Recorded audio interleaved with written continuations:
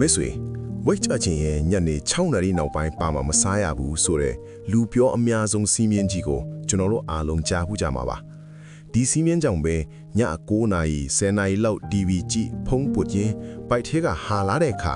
ဟဲညဘက်ဆိုင်ဝါမှာဘောဆိုပြီးပိုက်စားတဲ့ကြားကနေရေရီအချင်းတောက်အောင်အေးတီးခံပြီးနေလိုက်ကြတယ်လေဒါပေမဲ့ည7နာရီ12နာရီလောက်လည်းရောက်ရောဒီတီးခံမှုကြီးကပောက်ကွဲထွက်သွားတော့တယ်ညကြီးအချိန်မတော်ပိုက်စားတဲ့တန်ကိုလုံးဝမခံနိုင်တော့ပဲနောက်ဆုံးမှစိတ်ကိုမထိန်နိုင်တော့ပဲရဲခဲတိတာတွေကတွေ့ရမုံတွေအချိုးရည်တွေခောက်ဆွဲဖြုတ်တွေကိုမတရားစားပြလိုက်မိရောပြီးတော့နောက်နေ့မနက်မိုးလင်းတဲ့အခါအော်ငါကတော့စိတ်တက်ကကိုမခိုင်မာတာပါမင်းညကခဏထိအောက်အိတ်လိုက်ရမှာကိုဆိုပြီးမှန်ရှိမှကိုပြန်အဖြစ်တင်နောင်တတွေပြန်ရပါတယ်ဒီနေရာမှာတဲ့အတွက်စိတ်သက်သာရစီမဲ့အမှန်တရားတစ်ခုကိုပွင့်လင်းလင်းဖွင့်ဟပါစေတင်ညဘက်တွေမှာဗိုက်စားပြီးမုံတွေအတင်းစားချင်နေတာပြီးတော့စားလိုက်တဲ့အခါခန္ဓာကိုယ်မှာအဆီတွေအလွယ်တကူစုပုံးလာတာဟာတင်အပြင်းကြီးလို့မဟုတ်သလိုတင်မှာအစားအသောက်ကိုထိန်းချုပ်နိုင်တဲ့စိတ်ထက်ပြော့ညံ့လို့လဲလုံးဝကိုမဟုတ်ပါဘူးတကယ်လက်တွေမှာဖြစ်နေတာကတင်ဟေခန္ဓာကိုယ်ဇီဝကမနာဟိစနစ်ကြီးဟာနေဝင်သွားတာနဲ့တပြိုင်နက်ဟော်မုန်းတွေရဲ့အလိုလုပ်ပုံကိုညဘက်အနားယူတဲ့ပုံစံစီကိုအလိုအလျောက်ပြောင်းလဲပစ်လိုက်လို့ပါအဲ့ဒီလိုပြောင်းလဲသွားတဲ့အချိန်မှာတင်ဘာကိုစားလိုက်တယ်လဲဆိုတဲ့အချက်ကတင်ခန္ဓာကိုယ်ကိုအစီပိုတွေအတင်းအကျပ်တိုးလောင်ခိုင်းတယ်လို့ဖြစ်သွားလို့တာဖြစ်ပါတယ်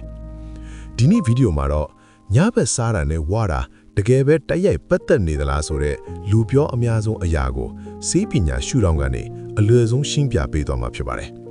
ပြီးတော့ညဘက်ကြီးဗိုက်စားလာခဲ့ရင်ဝိတ်လုံးဝမတက်စေပဲနှစ်ချက်အိပ်ပျော်စီမဲ့ညဘက်စားခွင့်ရှိသောရှိုးဝတ်အစားအစာများနဲ့ကိုအလေးချိန်ရှော့ချနေသူတွေလုံးဝမစားတဲ့အမှားတွေကိုအသေးစိတ်ဆွေးနွေးပေးသွားမှာဖြစ်ပါတယ်။ Okay ပထမအပိုင်းအနေနဲ့ကယ်လိုရီအကြောင်းပြောကြည့်အောင်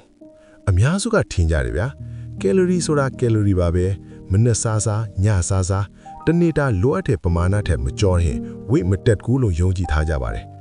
တင်ချာတဘောတရားအရာကြည့်ရင်တော့ဒါဟာမှန်ပါတယ်။ဒါပေမဲ့ကျွန်တော်တို့ခန္ဓာကိုယ်ကြီးကကဏ္ဍတွက်ချက်မဟုတ်ပါဘူး။သူကဟော်မုန်းတွေနဲ့အလုံးလုံးတဲ့အင်မတန်ရှုပ်ထွေးတဲ့ဇီဝကမစက်ယုံကြည်ပါ။ခန္ဓာကိုယ်ကိုကြီးမားသောတိုးလောင်ယုံကိုယ်တောင်ကြီးတစ်ခုလိုမြင်လိုက်ကြည့်ပါ။နေခင်းဘက်နေသားတဲ့အချိန်တွေမှာကိုယ်တောင်ကျက်တခါတွေအားလုံးပွင့်နေပါတယ်။အလုတ်သမားတွေဖြစ်တဲ့ဟော်မုန်းတွေကလည်းတက်ကြွနေပါတယ်။ဒါကြောင့်နေခင်းဘက်တင်သမင်းစားလိုက်ရင်အဲ့ဒီအာဟာရတွေကိုစွမ်းအင်အဖြစ်ချက်ချင်းပြောင်းလဲသုံးဆွဲပြလိုက်နိုင်ပါတယ်။ဒါပေမဲ့ညဘက်နေဝင်သွားပြီဆိုတာနဲ့တင့်အုံနှုတ်ကကဲအပြေမှာမှောင်သွားပြီအနားယူဖို့အချိန်ရောက်သွားပြီလို့သတိပေးလိုက်ပါတယ်။အဲ့ဒီအခါသွေးကြိုကိုထိန်းချုပ်ပေးတဲ့အင်ဆူလင်အလုတ်သမားတွေကအိတ်ဖို့ပြင်ဆင်သွားကြပါပြီ။ကိုယ်တောင်တကားတွေကိုလည်းပိတ်ပစ်လိုက်ပါပြီ။ဒါကိုဆေးပညာအားဖြင့်ညဘက်အင်ဆူလင်တုံ့ပြန်မှုကျဆင်းနေသလိုလို့ခေါ်ပါတယ်။အဲ့ဒီလိုကိုယ်တောင်တကားတွေပိတ်အလုတ်သမားတွေအိတ်နေတဲ့အချိန်ည10နာရီလောက်မှာတင်ကခောက်ဆွဲပြုတ်တပွဲတစ်ချော်ရည်တစ်ခွက်ကိုပိုက်ထဲထည့်လိုက်ပြီးဆိုပါစို့ရောက်လာတဲ့တကြားတဲ့တွေဟာကိုတောင်ရက်ကိုဝင်လို့မရတော့ပါဘူးအဲ့ဒီတော့ဘာလို့မလဲဖွင့်ရအလွယ်ဆုံးဖြစ်တဲ့ဘိုက်ခောက်အစီဆဲလ်တွေစီကိုဓာတ်ရိုက်သွားပြီးအစီအဖြစ်လောင်ပိတ်လိုက်ပါတော့လေဒါကြောင့်မည12နာရီမှာစားတဲ့ထမင်းတစ်ပန်းက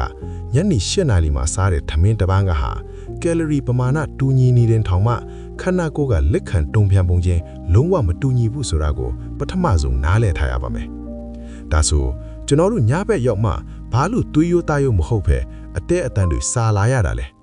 အဓိကအကြောင်းရင်း၃ခုရှိပါတယ်ဗျာနံပါတ်1နေခင်းဘက်မှာလောင်စားအလုံးလုံးမထည့်ခဲ့ခြင်းဝိကြခြင်းလို့ဆိုပြီးနေခင်းဘက်မှာအသားလည်းမစားဘူးအရွက်လေးနဲ့တည်းပဲစားတယ်ထမင်းကိုအတင်းလျှော့စားတယ်အဲ့ဒီခါညဘက်ရောက်တော့ခန္ဓာကိုယ်ကငါတို့ဒီနေ့ရှင်းတမ်းဖို့လိုအပ်တဲ့အာဟာရမရသေးဘူးဆိုပြီးအရေးပေါ်အချက်ပဲခေါင်းလုံးတွေတီးပါတော့တယ်အဲ့ဒီခါမှာတင်ကထမင်းဟင်းတွေထက်ရုတ်တရက်အားပြည့်စေမဲ့အချိုတွေမုံတွေကိုပဲအလွန်များစားခြင်းစိတ်ပေါ်လာတာပါနံပါတ်2ကစိတ်ဖိစီးမှုဟော်မုန်းတွေရဲ့လွှဲကွက်တနည်းကုန်းအလွတ်လို့ရလို့လူတွေနဲ့ဆက်ဆံရလို့ပြင်ပန်းလာတဲ့အခါခန္ဓာကိုယ်မှာကော်တီဇောလို့ခေါ်တဲ့စိတ်ဖိစီးမှုဟော်မုန်းတွေမြင့်တက်လာပါတယ်အဲ့ဒီစိတ်ဖိစီးမှုကိုရှော့ချဖို့အတွက်အုံနောက်ကပျော်ရွှင်စေတဲ့ဟော်မုန်းကိုလိုချင်လာပါတယ်အဲ့ဒီပျော်ရွှင်မှုကိုအမြန်ဆုံးပေးနိုင်တာကဘာလဲဆိုတော့အချိုးတွေအငန်းတွေအကြွက်ကြော်တွေစားလိုက်ခြင်းပါပဲဆိုလိုတာကတင်ဗိုက်ဆိုင်နေတာမဟုတ်ပါဘူးတင်အုံနောက်ကစိတ်ဖိစီးမှုကိုဖြေ跳ဖို့အစားအစာကိုအသုံးချနေတာပါနံပါတ်3က အလေးအကျင့်နဲ့ပြင်းစည်းခြင်း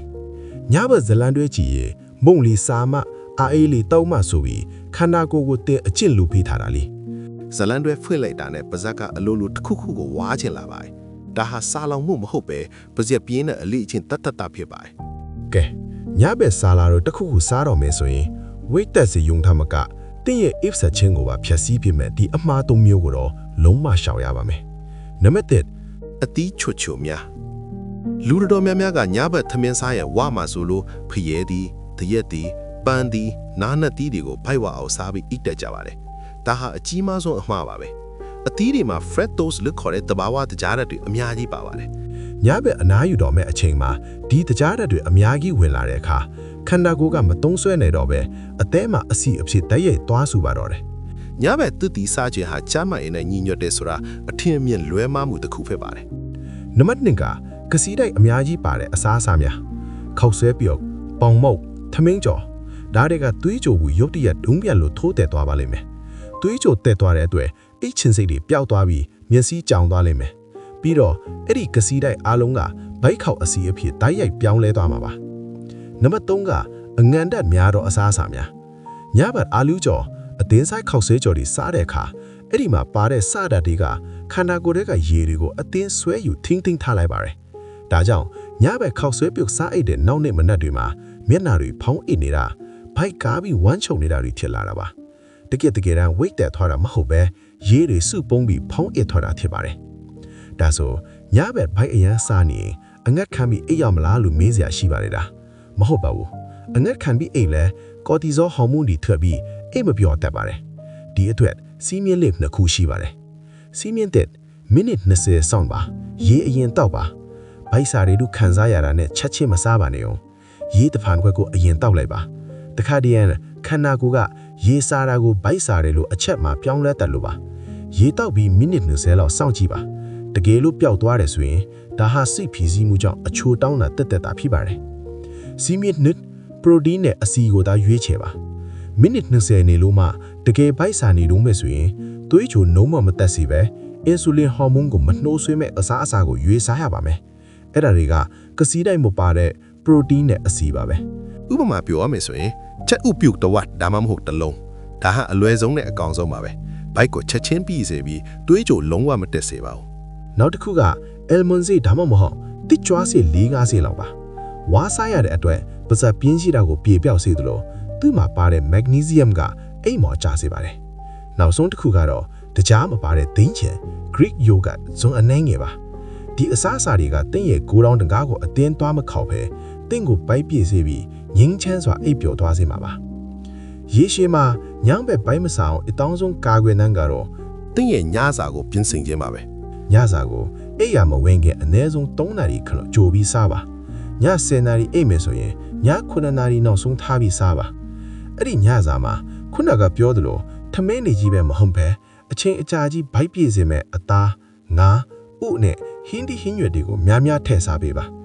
ညစာမှာပရိုတင်းလုံလောက်စွာပါသွားပြီဆိုရင်ည10နာရီ17နာရီရောက်တိုင်တော့မှစားလောင်မှုဟော်မုန်းတွေလုံးဝထွက်လာတော့မှမဟုတ်ပါဘူးဒါကိုညဘက်အစာရှောင်ခြင်းလို့ခေါ်ပါတယ်ည9နာရီကနေနောက်နေ့မနက်12နာရီအထိ12နာရီလောက်ဘာမှမစားဘဲနေပေးခြင်းအထိခန္ဓာကိုယ်ကအစားအစာကိုခြေဖြစ်တဲ့အလုပ်ကနေအနားရသွားပြီးသူ့မှာပိုရနေတဲ့ဘိုက်အစီတွေကိုတဘာဝအတိုင်းတိတ်တိတ်ဆက်စီလောင်ကျွမ်းပေးသွားမှာဖြစ်ပါတယ်အနည်းချုပ်ရမယ်ဆိုရင်တော့ညဘက်စားတာဝတ်တယ်လဲဆိုတဲ့မေးခွန်းရဲ့အဖြေကတင်းဘေးအချိန်မှာဘာကိုစားလိုက်တယ်လဲဆိုတဲ့အချက်ပေါ်မှာယာဂိုင်တို့မူတည်နေပါတယ်ညဘက်အနားယူတော့မယ့်အချိန်မှာသွေးချိုကိုရုတ်တရက်တက်စေပဲခောက်ဆွဲတွေအချိုရည်တွေအသီးတွေကိုစားတာကိုရပ်တန့်လိုက်ပါမထစ်မနေဘိုက်စားလာခဲ့ရင်ကြက်ဥပြုတ်တော့အယ်မွန်စေလိုမျိုးသွေးချိုမတက်စေမဲ့အရာလေးတွေကိုအနှဲငယ်ပဲရွေးချယ်စားသုံးပေးပါဒီတေးသေးမောမောအလိအကျင့်လေးတွေကိုပြောင်းလဲလိုက်တာနဲ့တင်သင်ဟာညဘက်တွေမှာအငတ်ခံပြီးဒုက္ခခံရမလို့တော့ပဲမနှက်ခိန်နိုးလာတဲ့အခါမှာလဲဘိုက်ပူမနေပဲပေါ့လျက်လမ်းဆိုင်နေတာကိုအံ့ဩဖွယ်အတွေ့ကြုံရပါလိမ့်မယ်ဒီနေ့ကျွန်တော်မျှဝေပေးခဲ့တဲ့အကြောင်းအရာတွေဟာသင်အတွက်တကယ်လဲတန်ဖိုးရှိပြီးလက်တွေအသုံးကျမယ်လို့ယုံကြည်ပါတယ်ဒီဗီဒီယိုလေးကိုကြည့်ပြီးသွားရင်သင်အနေနဲ့ပုံမှန်အားဖြင့်ညစာကိုဘယ်ချိန်လောက်မှစားလိမ့်ရှိသလဲညဘက်ဘိုက်စားရင်ဘာလေးတွေစားမိတတ်တယ်လဲဆိုတာကို comment မှာဝင်ရောက်ဆွေးနွေးပေးခဲ့ဖို့ဖိတ်ခေါ်ချင်ပါတယ် ဒီလိုအကျိုးရှိတဲ့ကျန်းမာရေးဗဟုသုတတွေကိုအပတ်စဉ်တင်ဆက်ပေးသွားမှာမို့ကျွန်တော်တို့ရဲ့ Pharmacist Tips YouTube Channel ကို Subscribe လုပ်ထားဖို့မမေ့ပါနဲ့နော်